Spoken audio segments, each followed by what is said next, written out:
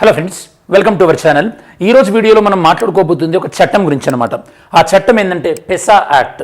పెసా దీని గురించి ఎవరికైనా ఇదివరకు ఐడియా లేకపోతే, పెసా అంటే మనకి panchayat extension and scheduled areas. అంటే షెడ్యూల్డ్ ప్రాంతాలలో మనకి పంచాయతీ చట్టం అనేది వర్తించదు. ఆ ప్రాంతాల కోసం మనం ప్రత్యేకంగా తీసుకొచ్చిందే పెసా చట్టం. సరే, మనం ఫర్దర్గా డిస్కస్ చేసే కన్నా ముందు అసలు ఈ వీడియోలో మనం ఏమి మెయిన్గా డిస్కస్ చేయబోతున్నాం అంటే నెక్స్ట్ 10 to 15 minutes మనకి ఏ విధంగా యూస్ఫుల్ అవ్వబోతుంది, ఏమేమి కంటెంట్స్. ఫస్ట్ ఇది వార్తల్లో ఎందుకు మరి సడన్గా మనం పెసా చట్టాన్ని గురించి డిస్కస్ చేస్తున్నాం చూద్దాం ఒకసారి.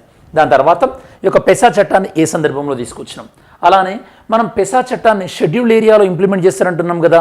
మరి అసలు షెడ్యూల్డ్ ఏరియా అంటే ఏంది, ఏ స్టేట్స్లో మనకి షెడ్యూల్డ్ ఏరియాస్ ఉన్నాయి, మరి మీకు ఐడియా ఉంటే అంతలోపు చెప్పండి. మన ఇండియాలో షెడ్యూల్డ్ ఏరియాస్ అనేవి ఎన్ని స్టేట్స్లో ఉన్నాయి ఆన్సర్ చేయండి. దాని తర్వాత 5th and 6th షెడ్యూల్ గురించి, అది అలానే ఈ యాక్ట్లో ఉన్నటువంటి ఇంపార్టెంట్ ఫీచర్స్ ఏంటి, ఈ యాక్ట్లో ఎదుర్కొంటున్నటువంటి ఇంకా ఛాలెంజెస్ ఏవైనా ఉన్నాయా, ఉంటే అదేంది, అండ్ ఫైనల్గా కంక్లూజన్. ఇది మనకు ఓవరాల్గా పెసా చట్టం, పెసా యాక్ట్ 1996లో మనం ఈ టాపిక్లో డిస్కస్ చేయబడేటువంటి అంశాలు అనమాట. ఓకే, ఫస్ట్ నేను మీకు అసలు ఈ పెసా చట్టాన్ని ఎందుకు తీసుకురావాల్సి వచ్చిందో చెప్తాను. దాని తర్వాత కాంటెక్స్ట్లోకి ఏందో వెళ్దాం మనం ఒకసారి. Introduction. Today regional conference on the strengthening of పెసా act took place in Ranchi, Jharkhand. Examination point of వ్యూలో ఫర్ ఎగ్జాంపుల్ మనకి పెసా చట్టంకి సంబంధించి ఇటీవల కాన్ఫరెన్స్ ఎక్కడ జరిగింది అంటే కనుక రాంచీ, జార్ఖండ్. ఇది ఒక రకమైన క్వశ్చన్. ఇంకో రకమైన క్వశ్చన్ మనకి పెసా చట్టం పైన ఏదైనా అడగవచ్చు, అది మనకి జిఎస్ పాయింట్ ఆఫ్ వ్యూలో క్వశ్చన్. ఈ వీడియో పర్పస్ అదేనమాట. ఓకే, ఇది ఎవరైనా ఆన్సర్ చేస్తారు. ఇది మనకి జనరల్గా తక్కువ లెవెల్ ఆఫ్ ఎగ్జామ్లో ఇట్లాంటి క్వశ్చన్స్ అడుగుతుంటారు. ఓకే, సరే. ఫస్ట్ ఆఫ్ ఆల్ మనకి అంటే మన ఇండియన్ కాన్స్టిట్యూషన్ వచ్చినప్పుడు ప్రధానంగా ప్రభుత్వం ఉన్నది రెండు విధాలుగా. ఓకే, యూనియన్ గవర్నమెంట్, దాంతోపాటు మనకి స్టేట్ గవర్నమెంట్, కేంద్ర ప్రభుత్వం, రాష్ట్ర ప్రభుత్వం అనే రెండు రకాల ప్రభుత్వాలు ఉండే. దాని తర్వాత మనము ఈ యొక్క 73rd అలానే 74th కాన్స్టిట్యూషన్ అమెండ్మెంట్ యాక్ట్ 1992. ఈ అమెండ్మెంట్ ద్వారా మనకి ఏం తీసుకొచ్చినాం, మనం లోకల్ గవర్నమెంట్ అని తీసుకొచ్చినాం. లోకల్ గవర్నమెంట్, స్థానిక ప్రభుత్వాలు. ఈ యొక్క స్థానిక ప్రభుత్వాలు మనకి ఓకే అర్బన్ లెవెల్లో, దాంతోపాటు రూరల్ లెవెల్లో మనకి రెండు రకాలు ఉంటాయి అనమాట. అర్బన్ లెవెల్లో ఇది మనకి మున్సిపాలిటీస్. ఓకే, అర్బన్ లెవెల్లో. అలానే రూరల్ లెవెల్లో మనము పంచాయత్స్ అంటున్నాం, పంచాయత్స్. ఓకే, కాకపోతే ఈ యొక్క స్థానికంగా కొన్ని ప్రదేశాల్లో అంటే ఎక్కువగా ట్రైబల్స్ ఏ ప్రాంతాల్లో అయితే ఉంటారో వాళ్ళ యొక్క ఆచార వ్యవహారాలకు అనుగుణంగా వాళ్ళ యొక్క పరిపాలన ఉంటుంది. మరి వాళ్ళందరి మీద తీసుకెళ్ళి మీరందరూ కూడా పంచాయతీలు దేశం మొత్తం ఒకటేలాగా ఉన్నాయి, మీరు కూడా ఇలానే ఉండాలి అనడం కరెక్ట్ కాదు కదా. అందుకోసమే మనం ఈ యొక్క ఏదైతే కనుక పంచాయతీరాజ్ తీసుకొచ్చేటప్పుడు మనం ఈ యొక్క ఆర్టికల్ 243M అనేటటువంటి ఒక ప్రొవిజన్ పెట్టుకున్నాం. ఒక ఆర్టికల్ ఉందన్నమాట, ఆర్టికల్ 243M. ఏం చెప్తుంది ఆర్టికల్ 243M? ఆర్టికల్ 243M ఏం చెప్తుందంటే ఈ యొక్క పంచాయతీరాజ్ అంటే ఈ యొక్క లోకల్ గవర్నమెంట్స్, స్థానిక ప్రభుత్వాలు ఏవైతే ఉన్నాయో అవి కొన్ని ఏరియాస్లలో ఎగ్జెంప్టెడ్, అంటే కొన్ని ప్రాంతాలలో ఈ యొక్క స్థానిక ప్రభుత్వాలు అనేది వర్తించదు అని చెప్పారు. ఏ ప్రాంతాల్లో వర్తించదు అంటే మనకి కొండ ప్రాంతాలైనటువంటి like hilly areas in Manipur కానీ, అలానే అరుణాచల్ ప్రదేశ్లోనైతే కనుక మనకి ఎస్సీ రిజర్వేషన్ అనేది ఉండదు, ఎందుకంటే అక్కడ పాపులేషన్ ఉండదు కాబట్టి. అలానే డార్జిలింగ్ లాంటి ప్రాంతాలలో మనకి జిల్లా స్థాయిలో ఉన్నటువంటి పంచాయతీరాజ్ అనేది అప్లికేబుల్ కాదు. ఇంకా ఫర్దర్గా మీరు ఎక్సెప్షన్ కావాలంటే ఒకసారి ఆర్టికల్ 243M ఎవరైనా రిఫర్ చేయొచ్చు, ఇంట్రెస్ట్ ఉన్న వాళ్ళు కామెంట్ కూడా చేయొచ్చు, సో దట్ వేరే వాళ్ళు కూడా నేర్చుకుంటారు. సో ఇలా ఎగ్జంప్షన్స్ ఇచ్చారు, అంటే కొన్ని ప్రాంతాలకు మినహాయింపు ఇచ్చారు. దేని నుంచి? స్థానిక ప్రభుత్వాల నుంచి. మరి ఎప్పుడైతే మనం స్థానిక ప్రభుత్వాల నుంచి కొన్ని ప్రాంతాలకు మినహాయింపు లభించిందో, మరి ఆ మినహాయింపు లభించబడినటువంటి ప్రాంతాలకు ఒక ప్రత్యేకమైన చట్టం ఉంటే బాగుంటుంది కదా. అలా ఏవైతే కనుక ఎగ్జెంప్ట్ అయినాయో ఆ ఏరియాస్ కోసం అని చెప్పేసి స్పెషల్గా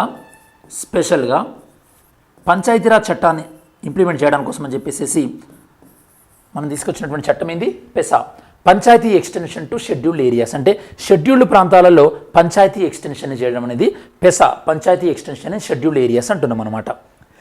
మరి ఈ యొక్క పెసా చట్టాన్ని రికమెండ్ చేసింది బోరియా కమిటీ.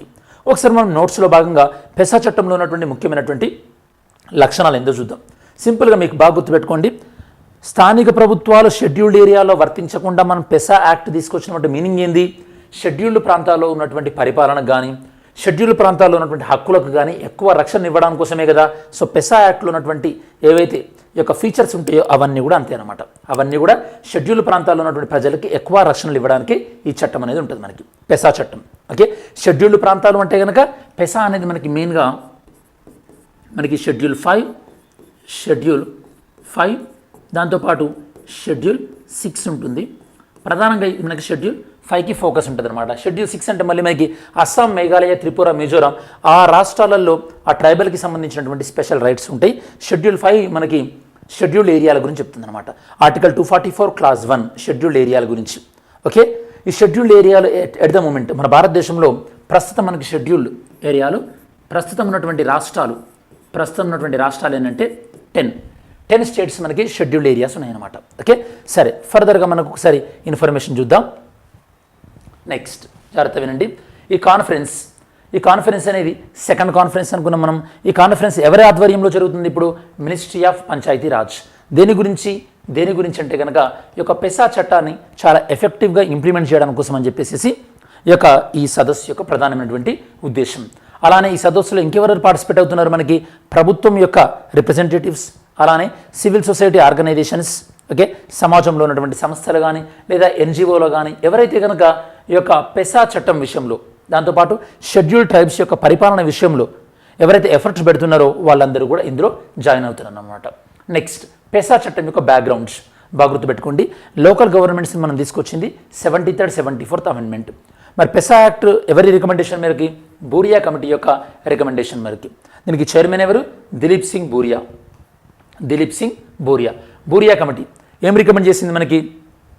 ఈ యొక్క పెసా చట్టం ప్రకారం మనకి 3 స్ట్రక్చర్స్ ఉండాలి: గ్రామ సభ, గ్రామ పంచాయత్, అలానే బ్లాక్, తాలూకు లెవెల్. ఓకే, మామూలుగా మనం పంచాయతీరాజ్ వ్యవస్థలో మూడంచెల వ్యవస్థ ఉంటుంది కదా, ఇది కూడా అలానే.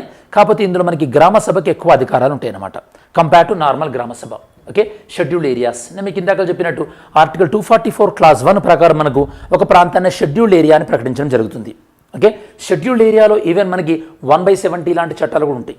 అంటే ల్యాండ్ అనేది ఈ యొక్క scheduled caste person, scheduled tribe person నుండి నాన్ ట్రైబల్ పర్సన్కి షిఫ్ట్ చేసుకోవడం కూడా లేదు మీకు ఆల్రెడీ, సో తెలిసి ఉండాలి. సరే, పెసా యాక్ట్ ఎప్పటి నుంచి అమల్లోకి వచ్చింది? మనకి 24th December 1996. ఓకే, ఇది ఏ ప్రాంతాలకు? ప్రధానంగా పార్ట్ 9 అంటే పంచాయతీరాజ్ ప్రాంతాలు ఏవైతే ఉన్నాయో షెడ్యూల్డ్ ఏరియాస్లో ఆ ప్రాంతాలకు ఇది వర్తిస్తుంది. మరి ఈ చట్టం ప్రధానంగా ఏవేవి ప్రొటెక్షన్ ఇస్తుంది? ట్రైబల్ కమ్యూనిటీస్ యొక్క రైట్స్, ట్రైబల్స్ యొక్క రైట్స్ని రికగ్నైజ్ చేస్తుంది చట్టం అనేది. అలానే ఎన్ని స్టేట్స్లో ఉంటుందని చెప్పాను? 10 స్టేట్స్ 5th షెడ్యూల్లో. ఇక ఆంధ్రప్రదేశ్, ఛత్తీస్గఢ్, గుజరాత్, హిమాచల్ ప్రదేశ్, జార్ఖండ్, మధ్యప్రదేశ్, మహారాష్ట్ర, ఒడిస్సా, రాజస్థాన్ అండ్ తెలంగాణ ఈ 10 స్టేట్స్లో ఉంది అని చెప్పొచ్చు. 5th schedule, 6th schedule. 5th schedule గురించి చెప్పే ఆర్టికల్ మనకి ఆర్టికల్ 244 క్లాస్ 1. 6th షెడ్యూల్ గురించి చెప్పేది మనకి ఆర్టికల్ 244 క్లాస్ 2. Next objective. ఈ పెసా చట్టం యొక్క ప్రధానమైనటువంటి ఉద్దేశాలు ఏంది? పంచాయతీరాజ్ చట్టాన్ని షెడ్యూల్డ్ ఏరియాకి ఎక్స్పాండ్ చేయడం, అలానే ట్రైబల్స్ యొక్క సెల్ఫ్ రూల్, గ్రామ సభ అకౌంటబిలిటీ పెంపొందించడం, గ్రామ సభలో అంటే యొక్క జవాబుదారితనాన్ని పెంపొందించడం, దాంతోపాటు పంచాయతీస్ని ఎంపవర్ చేయడం, అలానే గ్రామ సభలను కూడా ఎంపవర్ చేయడం. ఈ యాక్ట్ యొక్క ప్రధానమైనటువంటి లక్షణాలు ఏంది? గ్రామ సభ అంటే ఆ యొక్క షెడ్యూల్డ్ ఏరియాలలో ఏదైనా ఎకనామిక్ ప్రోగ్రామ్ కానీ, ఎకనామిక్ పాలసీ కానీ, ఏదైనా డెవలప్మెంట్ వర్క్ చేయాలన్నా కూడా అది ఖచ్చితంగా ఎవరి యొక్క అనుమతి ఉండాలి? ఖచ్చితంగా గ్రామ సభ యొక్క అనుమతి ఉండాలి. అలానే బెనిఫిషరీని ఏదైనా వెల్ఫేర్ ప్రోగ్రాంలో బెనిఫిషరీని ఐడెంటిఫై చేయాలన్నా కూడా గ్రామ సభ యొక్క యొక్క రోల్ అనేది చాలా కీలకం అనమాట. నార్మల్గా మనకి ఈ యొక్క ఇండియన్ కాన్స్టిట్యూషన్లో గ్రామ సభకు సంబంధించినటువంటి ఆర్టికల్ ఏది స్టూడెంట్స్? ఏ ఆర్టికల్ అనేది గ్రామ సభకు సంబంధించి మనకి ఉంటుంది? అలానే రిజర్వేషన్. ఇందులో మనకి రిజర్వేషన్ అనేది ప్రధానంగా ఈ యొక్క అట్లీస్ట్ ట్రైబల్స్ ఓవరాల్గా 50% ఆఫ్ ద సీట్స్ అనేది ట్రైబల్కి ఇవ్వాల్సి ఉంటుందన్నమాట. అంటే నార్మల్గా ఉండేటటువంటి ఆర్టికల్ 243Dలో ఉంటాయి కదా రిజర్వేషన్స్, ఆ రిజర్వేషన్స్ అనేవి ఇక్కడ మనకి వర్తించదు. నెక్స్ట్, ఏ చట్టాలైనా సరే ఒకవేళ పెసా చట్టంతో వ్యతిరేకంగా ఉన్నట్టయితే కనుక అప్పుడున్నటువంటి చట్టాలు ఆ చట్టాలు కేవలం 1 year వరకే వ్యాలిడ్ అవుతాయి. దాని తర్వాత చట్టాల ప్లేస్లో పెసా చట్టం అనేది అమల్లోకి వస్తుందన్నమాట. ఇష్యూస్ ఏమున్నాయి పెసా చట్టంలో? ప్రధానంగా దీన్ని ఇంప్లిమెంట్ అనేవి కొన్ని రాష్ట్రాలలో జరగట్లేదు. అందుకోసం మీరు చూసినట్టయితే కనుక కొన్ని ట్రైబల్స్ ఏరియాస్ ప్రధానంగా మనకి గుజరాత్, మధ్యప్రదేశ్, మహారాష్ట్ర, రాజస్థాన్ ఈ ప్రాంతాల్లో ఉన్నటువంటి ట్రైబల్స్ ఎవరైతే ఉన్నారో వాళ్ళు ఈ యొక్క మాకు పెసా చట్టం సరిగ్గా ఇంప్లిమెంట్ అవ్వట్లేదు, మాకు సపరేట్గా ఈ యొక్క రాష్ట్రమే ఇవ్వండి చెప్పినటువంటి డిమాండ్ కూడా చేస్తున్నటువంటి సందర్భం మనం చూస్తున్నాం. దాంతోపాటు వాళ్ళకి సరైనటువంటి ఫినాన్షియల్ పవర్స్ ఇవ్వట్లేదు. ఇప్పటికి కూడా ఒక ట్రైబల్స్ యొక్క ల్యాండ్ అనేది అలినేషన్ అవుతుంది, అంటే భూమి అన్యాక్రాంతం అయిపోతుంది, వేరే వాళ్ళు భూమి తీసుకుంటున్నారు వీళ్ళ దగ్గర నుంచి. కాబట్టి దీన్ని మనం సరి చేయాల్సినటువంటి అవసరం ఉంది. సో పెసా చట్టానికి తగ్గట్టుగా మనము వాళ్ళకి అంటే ఇన్ఫ్రాస్ట్రక్చర్ కానీ అవసరం ఉన్నది, లేదా మ్యాన్ పవర్ పెసా చట్టాన్ని అమలు చేయడానికి సరైనటువంటి మ్యాన్ పవర్ మనం కనిపించాల్సినటువంటి అవసరం ఉంది. దీనిపైన అవేర్నెస్ రైజ్ అంటే ఇంప్రూవ్ చేయాల్సినటువంటి అవసరం ఉంది. దాంతోపాటు ల్యాండ్ ఎలినేషన్ అంటే భూమి అన్యాక్రాంతమైనప్పుడు సరైనటువంటి చట్టం ద్వారా వాళ్ళకి రక్షణ ఇవ్వాల్సినటువంటి అవసరం కూడా ఎంతైనా ఉంది. సరే, మనం లాస్ట్ వీడియోలో ఎంసీక్యూ చూద్దాం. Which of the following statement is correct? Parliamentary privileges does not extend to attorney general. Attorney జనరల్కి వర్తించవు అంటున్నారు, వర్తిస్తాయి. Parliamentary privileges extended to president, wrong, ప్రెసిడెంట్కి వర్తించదు. ఓకే, ఇది రాంగ్, ఎక్స్టెండెడ్ టు ప్రెసిడెంట్ అన్నారు. Freedom of speech in parliament is collective privilege. Okay, individual privilege ఇది. So ఏది కరెక్ట్ అన్నారు? సో మనకి parliamentary privilege do not extended to, parliament extended to, and freedom of speech in parliament is collective, ఇది collective privilege కాదు. Actually none of they ఉండాలి. So option wrong. So మన type అయి ఉంటుంది. సరే, next, the government enacted PESA act 1996. Which one of the following is not identified as its objective? PESA చట్టం యొక్క objective కానిదేంది? It provide self governance, it recognize traditional rights, it create autonomous regions in tribal areas, free tribal people from exploitation. Okay, ఏది PESA చట్టం యొక్క ఉద్దేశం కాదు. Mains question, పెసా act enacted with a view to conserving local traditions and cultural practices of the tribal people. Tribal people యొక్క సాంస్కృతికపరమైన వాళ్ళ యొక్క cultural రైట్స్ని రక్షించడానికి పెసా చట్టం తీసుకురావడం జరిగింది. In this context discuss the key features of the PESA act. PESA చట్టం యొక్క ముఖ్య లక్షణాలు ఏంది? What are the challenges in its implementation? PESA చట్టం యొక్క అమల్లో ఉన్నటువంటి యొక్క సమస్యలు లేదా ఛాలెంజెస్ ఏంటి? ఓకే, ఇది మనకి ఓవరాల్గా పెసా చట్టంకి సంబంధించినటువంటి ఇన్ఫర్మేషన్. మనం వీడియో చివరిలోకి వచ్చేసాము కాబట్టి ఈ వీడియోలో మెయిన్గా మనం పెసా చట్టం అంటే ఏంది, ఇది ఎలా ఉనికిలోకి వచ్చింది, అలానే లోకల్ గవర్నమెంట్ ఏ విధంగా ఉంది, పెసా చట్టం యొక్క ఫీచర్స్ ఏంది, పెసా చట్టం ఇంప్లిమెంటేషన్లో ఉన్నటువంటి ఛాలెంజెస్ ఏంటి అన్న టాపిక్స్ మనం డిస్కస్ చేయడం జరిగింది. ఇది ఓవరాల్గా మనకి పెసా చట్టం మీద ఉన్నటువంటి సమగ్రమైన విశ్లేషణ. Thanks for watching our videos. Have a great day. జై హింద్.